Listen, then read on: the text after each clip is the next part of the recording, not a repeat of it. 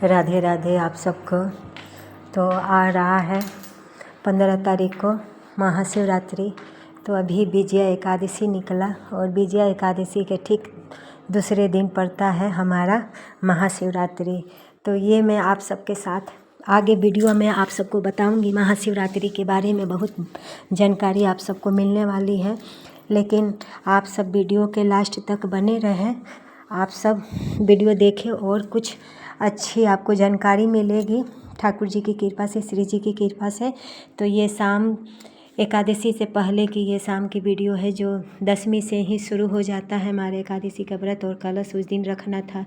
तो मैं शाम को अपने लल्ला को गाजर का हलवा बनाई थी और दूध के साथ उनको भोग लगा दी। और वहीं पर बैठ कर के जब तक हमारे प्यारे भोग लगा रहे थे तब तक मैं सोची कि चलो कलश की तैयारी कर लो, क्योंकि उसी दिन मैं मार्केट भी चली गई थी सामान वगैरह लाने। जो ठाकुर जी का जो डेली का राशन चाहिए वो भी ख़त्म हो चुका था, थोड़ा बहुत लेना था।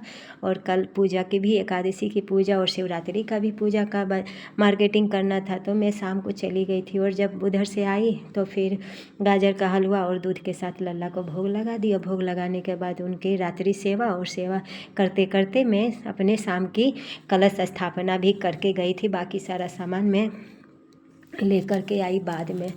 तो आप सबके साथ में एकादशी की दिनचर्या में शेयर कर रही हूँ और इसी में आप सबको भी बताऊंगी महाशिवरात्रि के बारे में। तो मैंने सप्त अनाज लेके आई थी और सप्त अनाज मुझे मिल गया था, क्योंकि जो भी हम पूजा पाठ करते हैं ना, चाहे एकादशी का करें और चाहे महाशिवरात्रि का पूजा पाठ करें, तो कम करें लेकिन नियम से करें ना, तो वो हमें अनंत गुना फल मिलता है। और वैसे भी जो विजया एकादशी था, महाशिवरात्रि है, ये सबसे जल्दी प्रसन्न होने वाले हैं हमारे प्रभु भोलेनाथ। तो भोलेनाथ तो ऐसे हमारे प्रभु हैं जो एक लोटा जल से ही खुश हो जाते हैं, रिझ जाते हैं।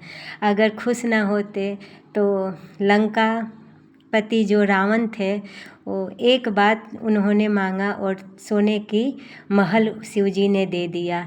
तो है न, कितने दयालु हैं हमारे प्रभु।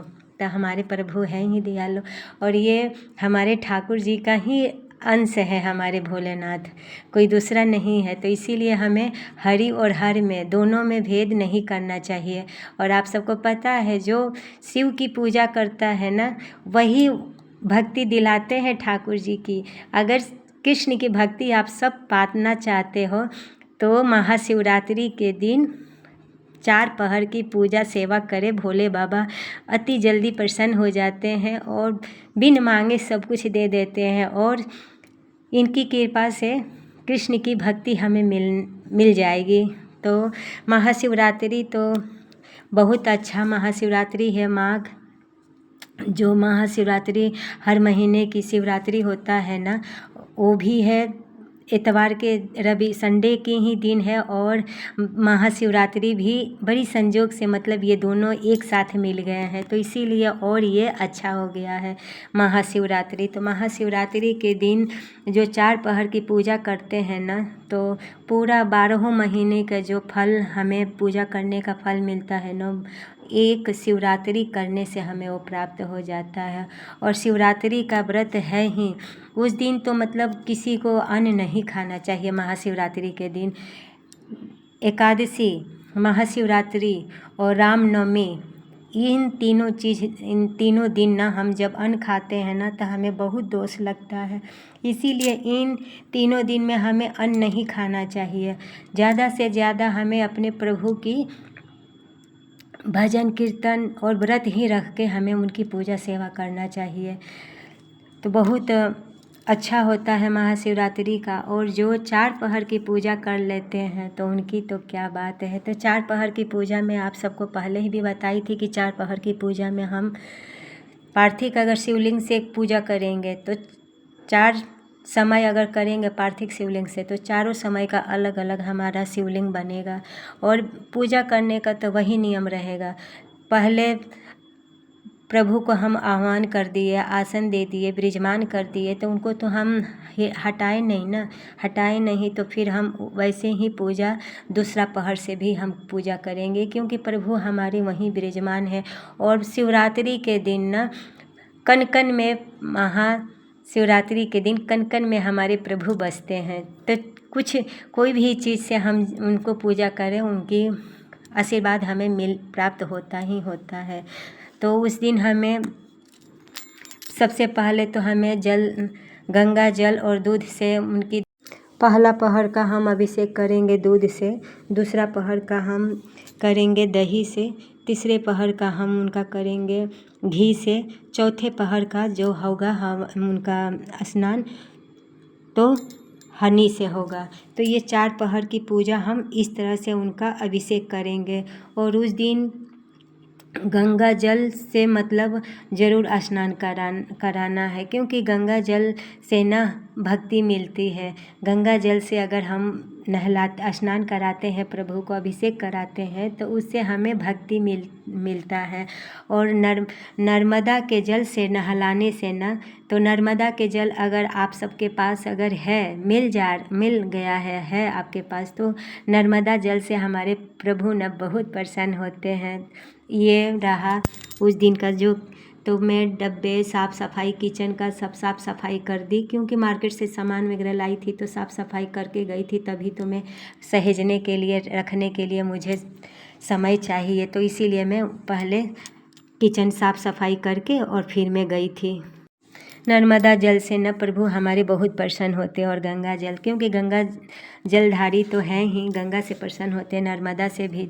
तो गंगा के जल चढ़ाने से हमें भक्ति मिलता है, और नर्मदा के जल चढ़ाने से न हमें मुक्ति मिलता है, लंबी उम्र चढ़ाने से मिल जाता है। तो उस दिन अगर आप सबके पास नर्मदा जल है तो प्रभु के ऊपर ज़रूर अभिषेक कीजिए। गंगा जल है, गंगा जल, नर्मदा जल है तो नर्मदा जल तो अच्छा होता है। और रविवार के दिन ना बेलपत्र नहीं तोड़ना चाहिए। तो आज ही आप सब बेलपत्र मंगा के रख ले, रखने के बाद उसे रात भर गंगा जल में भिगो करके रख दे। गंगा जल में जब रात भर भिगो के रखेंगे और सुबह उठ करके बेलपत्र को हम किसी सूती के कपड़े से, साफ़ सुथरे सूती कपड़े से उनको अच्छे से हम पोंछ लेंगे। अब पोंछने के बाद फिर हम चढ़ाएंगे भोले बाबा के ऊपर लिख करके। तो आप श्री राम भी लिख सकते हैं। ऐसा करने से ना बहुत अच्छा होता है। तो बेलपत्र जब चढ़ाए तो हम सीधे से ही लिखें। तीनों पत्ते पे तो सबसे पहले हम क्लीम लिखेंगे। क्लीम लिखने से, क्लीम का अर्थ से ये होता है कि आपके व्यापार को बांधे नहीं कोई, व्यापार हमारा अच्छा चले। तो क्लीम के मंत्र से हमारा ये सब टोटका विटका सब दूर हो जाता है, और इसीलिए हमें बेलपत्र पे लिखना है क्लीम। धन चाहिए, पैसा चाहिए, तो उस पे लिखेंगे, दूसरे पत्ते पे बाएं तरफ लिखेंगे हम श्रीम, क्लीम श्रीम। बीच लास्ट में हम लिखेंगे ओम। ओम लिखने से हमारे प्रभु के चरणों में भक्ति पाते हैं हम, हमारी भक्ति बढ़ती है ओम लिखने से। तो खाली पत्ता कभी भी हमें शिव जी के ऊपर नहीं चढ़ाना चाहिए। 3 पत्ते हैं तो तीनों पत्ते पे या तो आप श्री राम लिख ले, श्री राम लिख ले, या तो क्लीम श्रीम और ओम, ये 3 शब्द लिख ले। अगर धन दौलत आपको चाहिए, प्रभु की भक्ति चाहिए, तो ये ज़रूर लिखें। और साफ़ सफाई के बीच में उसी समय बेटी चल दी है अपना केक बनाने के लिए।